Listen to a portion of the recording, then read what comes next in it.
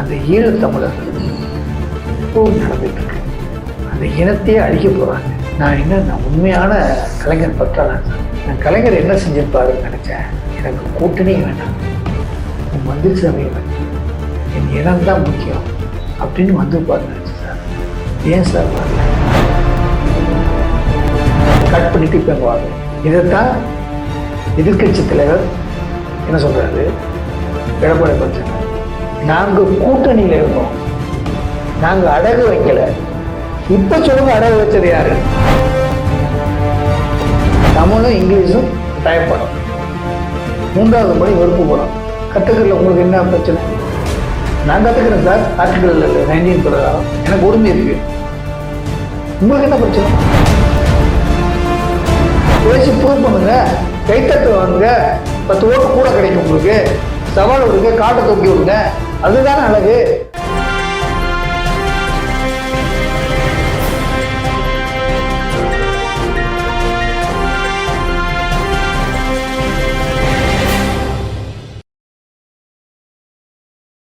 CCM நேயர்களுக்கு மீண்டும் மீண்டும் இதயம் கலைந்த நல் வாழ்த்துக்களை தெரிவித்துக் கொள்கிறோம்.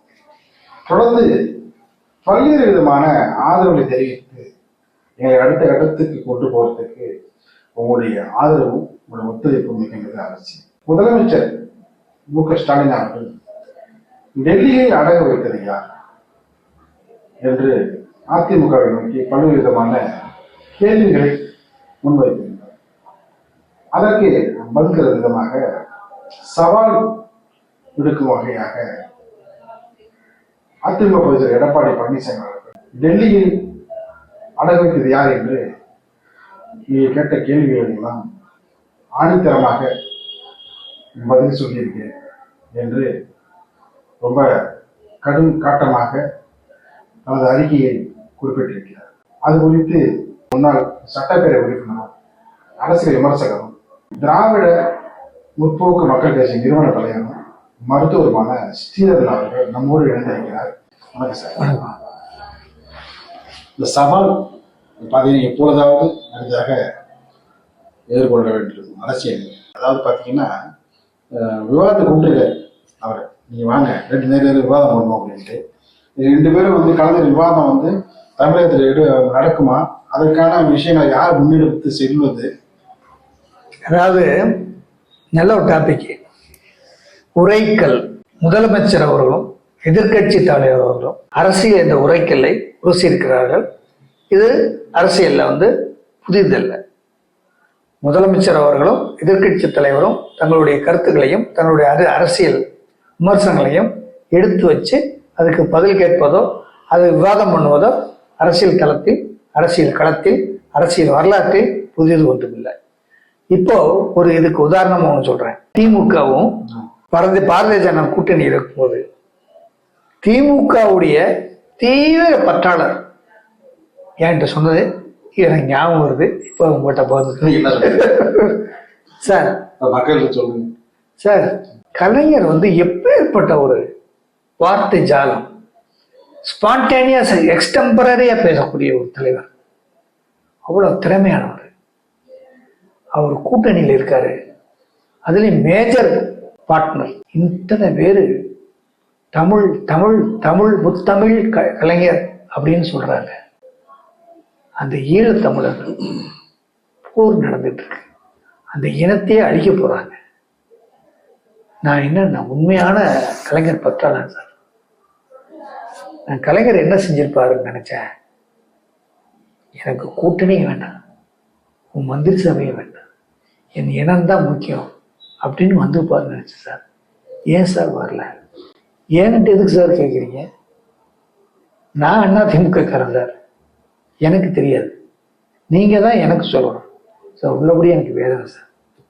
அதை விட வெந்த முன்னில் வேலை பார்த்துற மாதிரி எவ்வளவு பெரிய ஒரு சீனியர் மோஸ்ட் லீடர் கலைஞர். எல்லா பிரதம மந்திரிகள்லாம் இவரை பார்த்து வியந்து பாராட்டக்கூடிய ஒரு தலைவர், மூத்த தலைவர். தேசிய முன்னணியை உருவாக்கி ஒரு பிரதமரே உருவாக்கினார். இப்படிப்பட்ட ஒரு தலைவர் அவருடைய அறிவாலயத்துல கீழே கூட்டணி பேச்சு நடக்குது. மேலே வந்து சிபிஐ ரெய்டு நடக்குது. என்ன சார் அநியாயம்! இவங்க இத்தனைக்கு இவங்க கூட்டணியில் இருக்காங்க. அதுலேயும் அந்த அமைச்சர், நிதியமைச்சர் வந்து தமிழ்நாட்டுக்காரர். என்ன இப்படி ஒரு இது நடக்குது? எனக்கு ஒண்ணுமே புரியலையே சார். கட்சியில உடனே என்ன பண்ணவனா, திராவிட முன்னேற்ற கழகக்காரங்க எல்லாம் என்ன இப்படி இருக்காங்க? அதுக்கு பதிலாக கேட்கறத விட கூடுதலாக கொடுத்து வந்து இந்த மாதிரி பண்ணிக்கிட்டாரு. 63 இடம் கொடுத்தாங்களே, பெரிய ஆச்சரியம் சார். எங்க சார் போய்கிட்டு இருக்கு அப்படின்னு சொன்னார். அப்போ அவர் சொன்னாரு, இனி இப்படிப்பட்ட அரசியலை தான் நம்ம தமிழ்நாட்டை பார்க்கணும் போகுது அப்படின்னு சொன்னார். கட் பண்ணிட்டு இப்ப எங்க வாங்க. இதைத்தான் எதிர்கட்சி தலைவர் என்ன சொல்றாரு, எடப்பாடி பழனிசாமி, நாங்க கூட்டணியில இருந்தோம், நாங்க அடகு வைக்கல, இப்ப சொல்லுங்க அடகு வச்சது யாரு அப்படின்னு அந்த உரைக்கல்லை அவர் உரசி காட்டுறாரு. நாங்களும் தான் கூட்டணி இருந்தோம், நீங்களும் தான் கூட்டணி இருந்தீங்க. நாங்க கூட்டணியில வந்து மேஜர் பார்ட்னர் கிடையாது. ஆனா நீங்க இல்லைன்னா அந்த கூட்டணியே இல்லை, அந்த ஆட்சியே இல்லை மத்திய அரசுல. அப்படிப்பட்ட ஒரு கொடுக்கும் போது நீங்க செய்த சாதனை என்ன? அதே மாதிரி ஜெயலலிதா முதலமைச்சர் இருக்கும்போது உங்க கூட்டணியில மேஜர் பார்ட்னர் நீங்க இருந்துகிட்டு கச்சத்தை ஏன் உங்களால மீட்டு கொடுக்க முடியலன்னு கேட்டாங்க அசம்பிளியில. உங்களுக்கு அந்த தைரியம் இல்லையா அப்படின்னு கேட்டாங்க. இதெல்லாம் இருக்கும்போது எடப்பாடியான அன்னைக்கு அமைச்சராக இருக்கும்போது கேட்டுக்கிட்டா இருந்தார். அப்போதான் திருப்பி கேட்கிறேன், இப்போ அடகு வச்சது யாருன்னு நான் பார்வையாளருக்கே விட்டுறேன். அதாவது அதிமுகவும் பாஜகவும் கூட்டணியில் இருந்தது, ஆனால் இந்த அளவுக்கு செஞ்சதா என்பதுதான் பிரச்சனை. இந்தி திணிப்பை கொண்டு வந்து காங்கிரஸோட கைகோர்த்து கொண்டு நீங்க எங்களை பார்த்து பேசலாமா அப்படின்னு எடப்பாடி பழனிசாமி கேட்டிருக்காரு. நீங்க என்ன அன்னைக்கு பிஜேபி தான் செய்யுது, ஆனா அதை பத்தி வந்து ஒரு காட்டமான பதில வந்து நினைச்சு பாருங்க. ஈழ பிரச்சனையில அன்னைக்கு இருக்கும் போது உங்க கூட்டணி இருக்கும்போது அன்னைக்கு அதிமுக மட்டும் பிஜேபியோட கூட்டணி இருந்தால் திமுக எப்படி வசைப்பாடு இருக்கு, என்ன போராட்டம் நடத்துக்குன்னு பாருங்க. இதை பேசுறாங்களா? இதை பேசல. ரெண்டாவது, நீங்க என்ன உங்க தமிழ்நாட்டுக்கு நீங்க வந்து நாங்க அடகு வச்சுட்டோன்னு சொல்றீங்க. நாங்க அடகு வச்சுட்டா ஒரு பக்கம் பேசிக்கிட்டு நீங்க உங்க அந்த காங்கிரஸ்காரன் கூட இன்னி வரைக்கும் கூட்டணி வச்சுக்கிட்டு அந்த ஒரு இனத்தை அவங்க தான் செஞ்சாங்க, அதுக்கு கூட்டணி வச்சுக்கிட்டு நீங்க செய்றீங்கன்னா அப்போ எப்போ உங்களுடைய அரசியல் எந்த பாதைக்கு போகிறது? நாங்க 11 மெடிக்கல் காலேஜ் ஒரே வருஷத்துல கொண்டு வந்தோம், நீங்க செஞ்சீங்களா? கேட்கிறாரு, நீங்க தான் சொல்லணும். இப்போ கள்ளக்குறிச்சியில 1000 ஏக்கர்ல கால்நடை பராமரிப்பு நீங்க சொல்றீங்க. உயர்கல்வியில வந்து நிறைய ஒரு விஷயங்கள் வந்து இப்போ ஆர்டிபிஷியல் இன்டெலிஜென்ட் உள்ளிட்ட பல்வேறு விதமான அப்டேட் தகுந்த மாதிரி நிறைய விஷயங்களை பண்ணிட்டு இருக்காங்களே தமிழக அரசு உயர்கல்வித்துறை. அதையும் நம்ம வந்து பேசணும்ல. உயர்கல்வித்துறையில பண்ணி என்ன நீங்க நெட் ரிசல்ட் என்ன பண்ணிக்கிட்டு இருக்கீங்க? ரைட், நீங்க என்ன வடிவம் செயலாக்கம் என்ன? நெட் ரிசல்ட் என்ன? இல்ல, உங்களுக்கு அந்த மாதிரி செயல்பட்டதுனாலதான் நம்ம மாணவர்கள் வந்து அடுத்த கட்டத்தை நோக்கி போறாங்க. நம்ம அதையும் வந்து மறுக்க முடியாது. அதாவது இது வந்து மாணவர்கள் அப்படின்னா 3 மொழி கொள்கையாது, ஒரு விருப்ப பாடம், ஹிந்தியும் தமிழும் இங்கிலீஷும் கட்டாயப்படும், 3வது மொழி விருப்ப பாடம். கத்துக்கிறதுல உங்களுக்கு என்ன பிரச்சனை? நான் கத்துக்கிறேன் சார், ஆர்டிகல் 19 பிரகாரம் எனக்கு உரிமை இருக்கு. உங்களுக்கு என்ன பிரச்சனை? உங்களுக்கு என்ன பிரச்சனைன்றேன். ஏன் அப்படின்னா அண்ணாமலை கேட்கிறேன்ல, நீங்க ஸ்கூல் வச்சிருக்கீங்க, உங்க அண்ணன் தம்பி அக்கா தங்கச்சி உங்க பிள்ளைகள்லாம் 2 கோடி வெறும் தமிழ் இங்கிலீஷ் மட்டும் தான் படிக்கிறது, படிக்கிறது இல்லையா? சொல்லுங்க.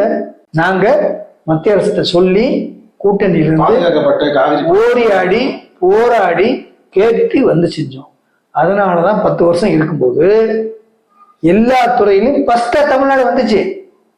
10 வருஷம் நாங்க செஞ்ச சாதனைகள் தான் இண்டெக்ஸ், ஹெல்த் இண்டெக்ஸ்ல டெவலப்மெண்ட் இண்டெக்ஸ்ல 10 சொன்னோம். வருஷம் போய் விஜயபாஸ்கர் வந்து அவார்டு வாங்கிட்டு வருவார்ல, எது செஞ்சோம்? அத்தனை திட்டங்கள் கட்டணும். இதை விட முக்கியம் சார், கொரோனா காலம் இந்தியா முழுவதும் பார்த்தீங்கன்னா பல அரசியல் திறனி போயிட்டாங்க. அந்த கொரோனா காலத்தை கையாண்டு திறமையாக செயல்பட்ட அரசு என்று பல நாடுகளை வந்து சுட்டி காட்டுச்சு. அது மட்டுமல்ல, அத்தனை மந்திரியும் திமுக ஆட்சி பொறுப்பேற்ற கூட ஒரு ஊரடங்கு வந்தது. அதே போலதான் இவங்க செஞ்சாங்க. இவங்க செஞ்சாங்க. ஆனா பெரிய பாதிப்பு வந்து அதிமுக அதை வந்து எதிர்கொண்டு செஞ்சாங்க. அதை எதிர்கொண்டு மந்திரிகள்லாம் அதே மாதிரி ஒரு பேரழிவோ ஒரு இயற்கை பேரழிவோ எல்லா மந்திரிகளும் எப்படி வேலை செஞ்சாங்க கடத்துல, எப்படி வேலை செஞ்சாங்க. இப்ப இதெல்லாம் மக்கள் பாக்குறாங்கல்ல, மக்கள் வந்து செஞ்சாங்க. விஜயபாஸ்கர் பாத்தீங்கன்னா அந்த ஒரு ஆழ்துளை கிணற்றுல வந்து ஒரு குழந்தை விழுந்துருச்சு, 4 நாட்கள் அங்கேயே தான் கிடந்தாரு. அதெல்லாம் வந்து அந்த மாதிரி பணியெல்லாம் அந்த புறக்கணிக்க முடியாது. அதுதான் சொல்றேன். அதாவது மக்களோடு மக்களாக இருந்தார்கள். அந்த அருணா கமிட்டி தூத்துக்குடி இருந்த ஜெகதீசன் கமிட்டி ரிப்போர்ட்டை நாங்கள் இம்ப்ளிமெண்ட் பண்ணுவோம். என்ன சார் பண்ணீங்க? அந்த அதிகாரி மேல நடவடிக்கை எடுத்தீங்களா? ஒரு எஸ்பி வந்து ஒருத்தரை வந்து அடிச்சு பல்ல போடுங்காரு, அவருக்கு என்ன நடவடிக்கை? கள்ளக்குறிச்சியில் 68 பேர் செத்து போயிட்டாங்க, என்ன பண்ணீங்க? இதெல்லாம் மறந்துடுவாங்களா சார் மக்கள்? இதெல்லாம் நாளைக்கு எடுத்து நீங்க பதில் சொல்லிட்டு தேர்தல் வரும்போது 2026 எதிர்கட்சிகள் எழுப்புகின்ற கேள்விகளுக்கு நீங்க பதில் சொல்லித்தான் ஆகணும். அது உச்சநீதிமன்றம் என்ன சொல்லிடுச்சுன்னா வந்து சிபிசிஐடி விசாரணை வந்து சரியில்லை, சிபிஐ கொடுன்னு சொல்லிட்டு உச்சநீதிமன்றமே டைரக்ஷன் போட்டாங்க சொல்லிச்சு. அதுக்கு நீங்க வேண்டாம் எத்தனை உச்சநீதிமன்றத்துக்கு போனீங்க? அவங்க போயிருக்க கூடாது இல்ல, அப்போ நீங்க போயிருக்க கூடாது இல்ல, கடி கண்டனம் தான் தெரிவிச்சாங்க. அப்ப அது சொல்லுவார்ல, எதிர்கட்சி தலைவர் சொல்லுவார்ல, நீங்க அன்னைக்கு எதிர்கட்சியா இருக்கும்போது, அன்னைக்கு அதிமுக ஆளுங்கட்சியா இருக்கும்போது, எடப்பாடி பழனிசாமி முதலமைச்சரா இருக்கும்போது நீங்க அவரை பார்த்து என்ன விமர்சனம் வச்சீங்களோ ஒரு எதிர்கட்சி தலைவரா, அதே மாதிரி நீங்க முதலமைச்சரா இருக்கும்போது இப்போது எதிர்கட்சி தலைவர் எடப்பாடி பழனிசாமி அவர்கள் உங்கள் மேல் விமர்சனம் வைப்பார் இல்லையா? அவர் வைக்கிறாரு. அவர் பதில் மட்டும் இல்ல சார், கூப்பிடுறாரு. அவர் நீங்க என்ன பண்ணணும்? நான் இதை மனப்பூர்வமா ஏற்றுக்கொள்கிறேன்.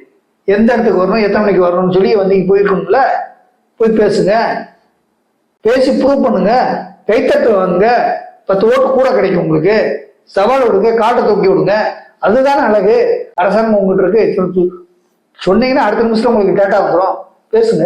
நமக்கு என்ன சார், யார் ஆண்டாண்ண, ராமன் ஆண்டாண்ணா, ராவண ஆண்டாண்ண, மக்கள் நல்லா இருக்கணும், நல்லா ஆட்சி செய்யறோம்னு நான் சொல்றேன். இப்ப எதுக்கு நம்ம சொல்றோம்? நீங்க கொடுத்த இந்த மகளிர் உரிமை தொகை நாங்க பாராட்டுறோம், இது சொல்றோம், பாராட்டுறோம்னு சொல்றோம்.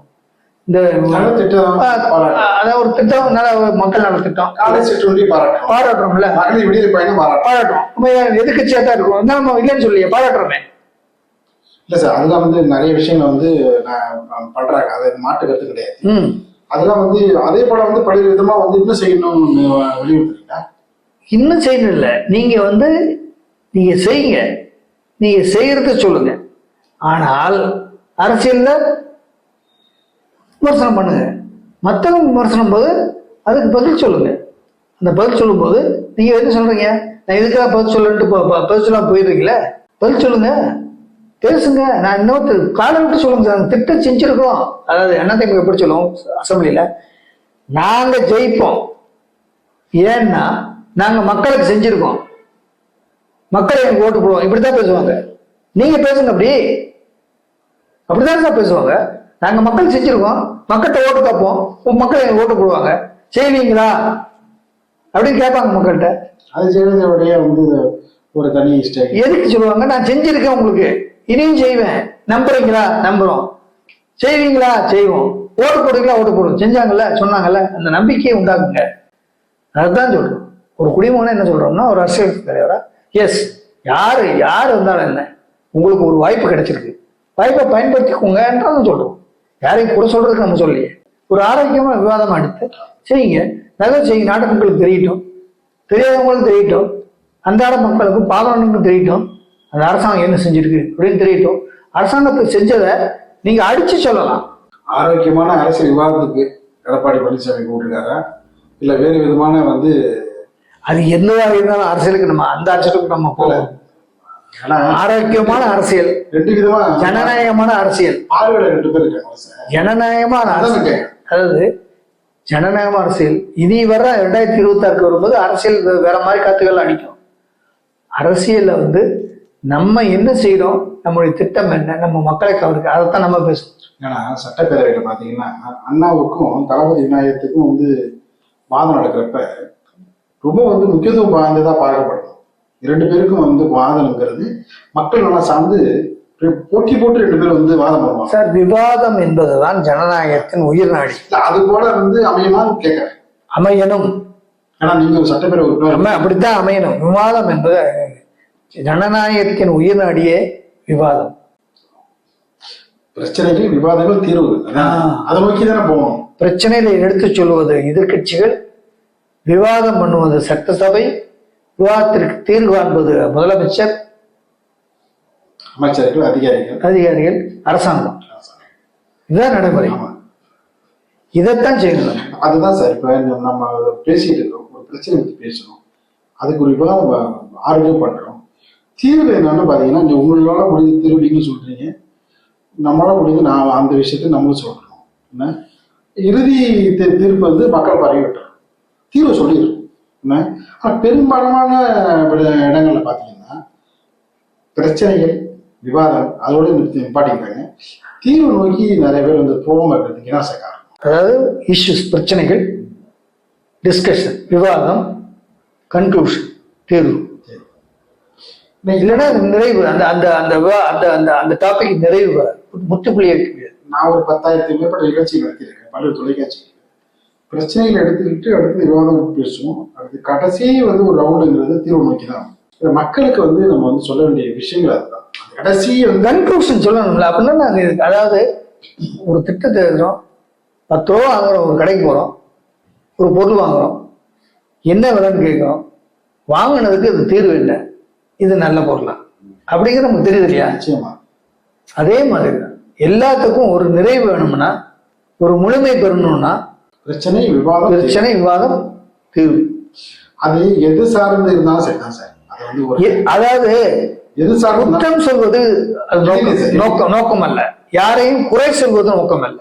இன் the interest of the public, அதாவது பொது நலன் கருதி பொதுமக்கள் நலனா இருக்கணும் அப்படிங்கிறதுக்காக ஒரு விழிப்புணர்வோடு ஒரு விவாதம் பண்ணி, அந்த விவாதத்தின் மூலம் ஒரு பிரச்சனையை முன்வைத்து, அந்த பிரச்சனையை மக்களுக்கு தெரியப்படுத்தி, அந்த பிரச்சனை எப்படி நடந்தது, எவ்வாறு நடந்தது, எப்படி தடுக்கப்பட்டிருக்கும் என்ற ஒரு விவாதத்தை முன்வைத்து, எங்கே தவறு நடந்தது, எங்கே சரி செய்ய முடியவில்லை, எங்கே சரி செய்ய வேண்டும் என்பதை மேலும் விவாதித்து அதற்கான தீர்வு என்ன என்பதை ஒரு பதிலை சொன்னால் பார்க்கின்ற மக்களுக்கும் பொதுமக்களுக்கும் ஒரு பயனுள்ளதாக இருக்கும்.